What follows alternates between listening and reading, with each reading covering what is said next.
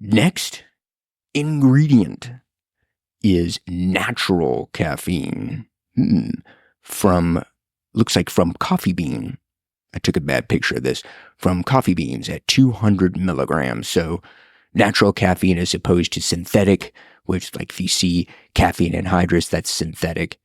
But anecdotally, natural caffeine is supposed to give you a smoother lift. So the increase in energy is smoother, so you don't feel like you're high on drugs or something. And then the letdown, it's smoother on the downside, so you don't feel like you're crashing and then you're, bonked out. So that's anecdotal. I've heard people say that it does that for them. I don't know how you would evaluate that in a study other than subjective. Like, how do you feel? Do you feel good taking this?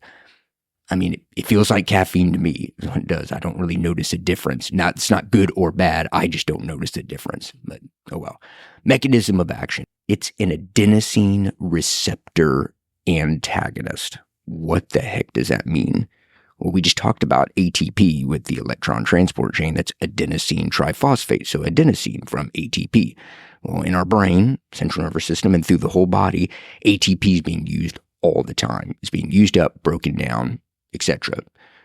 Our central nervous system actually uses ATP as a neuromodulator, what's called a gliotransmission, which I'm not going to get into that, at least in this episode. But there are receptors on neurons, pointing to my brain, which my brain has very, very few neurons. At least that's what I'm told often. Oh well. But there are receptors on the neurons for adenosine.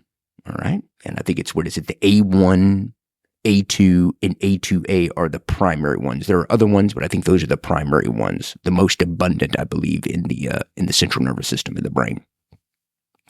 But throughout the day, like what I'm doing right now, if I go work out later or hang with the kid, whatever, throughout the day, adenosine is building up and it's attaching to the receptors on the neurons. And as adenosine attaches, it calms down the activity of the neurons. It's like inhibitory in that way.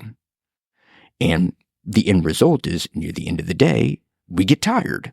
All right. So caffeine, because it's similar in structure to adenosine, not exactly the same, but it's similar. It can sit in those receptors on the neurons. Well, it's not adenosine, so it doesn't activate it, meaning it doesn't calm us down. It doesn't make us get tired. But because it's sitting there, it blocks caffeine from attaching to it. So caffeine can't attach.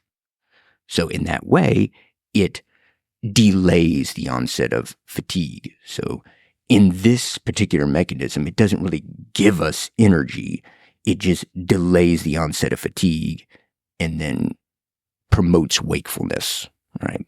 So caffeine, everybody loves it. Most